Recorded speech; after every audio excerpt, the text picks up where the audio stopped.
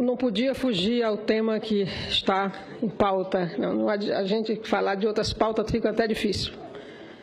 E eu percebo nesse momento a questão do impeachment, que acabou de ser instalado nesse Congresso.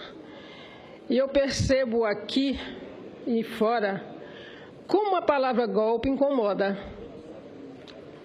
Talvez porque foi denunciando como golpe que a imprensa internacional, os organismos internacionais começaram a verificar, a prestar atenção e a estudar o que estava acontecendo. E aí hoje eu venho para falar de golpe com as palavras do lado que defende o que chamam de impeachment. Como não chamar de golpe algo que está sendo gestado desde 15 de abril do ano passado? Se instalou um bunker na casa do deputado Heráclito Fortes, né, para estudar como fazer o impeachment da presidente. Ela mal tinha tomado posse. Isso está numa reportagem do Estadão, não fui eu, ninguém deu muita atenção, mas não sou eu que estou dizendo. Se instalou um bunker na casa do senador Heráclito Fortes em 15 de abril do ano passado. Chamou de jantar laboratório do impeachment. Era o jantar laboratório do impeachment. Tinha um comando, juntou um comando de 8 pessoas que ele chamava G8, que tinha reunião semanal, né? E tinha o plenário de 80 pessoas, mais ou menos, que fazia reuniões quinzenais. Tinha uma aula de estratégia de como fazer o impeachment, dada por um ilustre ex-ministro Nelson Jobim. Falaram, inclusive, que ele deixou muito claro as 3 vertentes. Infelizmente, a reportagem não fala das vertentes, mas eu imagino que seja imprensa, judiciário, Congresso, as 3 vertentes para a construção do impeachment. Chegam a dizer, entre aspas, aqui da reportagem, que ele foi fundamental. Suas exposições nos permitiram ver com clareza, como os fatos se dariam, quer dizer, iam criar os fatos para ir construindo o golpe. Outros convidados também, como palestrantes, apareceram por lá, como o ex-presidente do Banco Central, Armínio Fraga, e o senador José Serra, algumas vezes.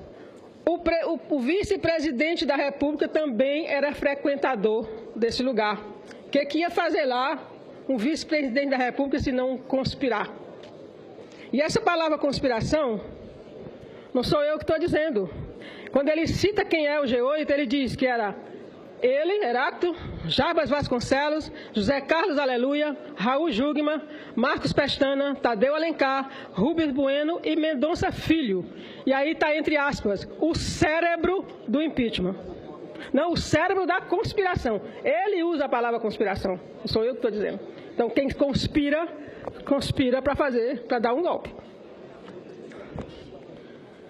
Outros convidados, deputados, apareceram de vez em quando, Roberto Freire, Bruna Furlan, Jutaí Júnior, Antônio Embaçaí, Bruno Araújo, que acho que é aquele que deu o voto 342.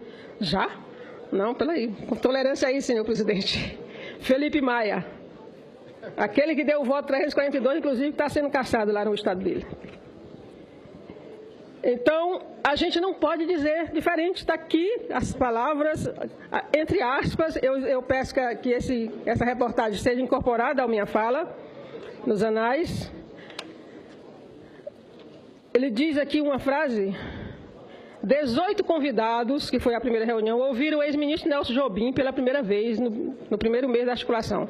Nós precisávamos ter uma noção técnica de um processo de impeachment.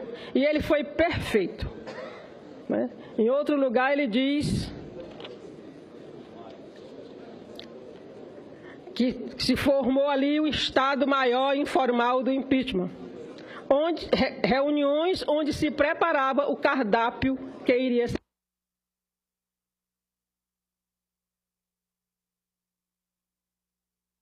O cardápio que iria ser servido ao governo, né, na questão do impeachment. Então, senhores, agora fica mais claro por que o pavor, porque o incômodo com a palavra golpe. É que esse fato, o deputado Heráclito só falou no dia, parece que foi no dia da votação, né, numa conversa informal com o pessoal, os repórteres do Estadão, e deu essa reportagem aqui, né, que eu estou falando dela, um pouco dela aqui. Tem uma outra passagem importante sobre o Delcio Jobim. Suas exposições nos permitiram ver com clareza como os fatos se dariam sob suas diferentes perspectivas. Então, senhores, crime, tudo bem, dos dois lados aqui se exibe gráficos e mais gráficos e opiniões e mais opiniões. Se tem opiniões abalizadas dizendo que é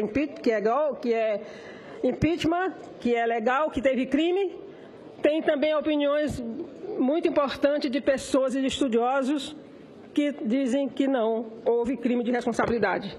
Portanto, é preciso clarear essa questão, né, do que está acontecendo mesmo e que as pessoas tenham clareza do que estão votando, né. Eu tenho uma observação assim a fazer. Eu achava que o pessoal que estava indo para a rua ia comemorar muito aquela votação. E eles não comemoraram. Estranho. Acho que estão começando a se dar conta do que fizeram, porque estavam indo para a rua achando que estavam combatendo a corrupção. Só que a Dilma não está sendo acusada de corrupção. Então, corrupção está sendo acusada do vice-presidente que quer assumir o poder na marra.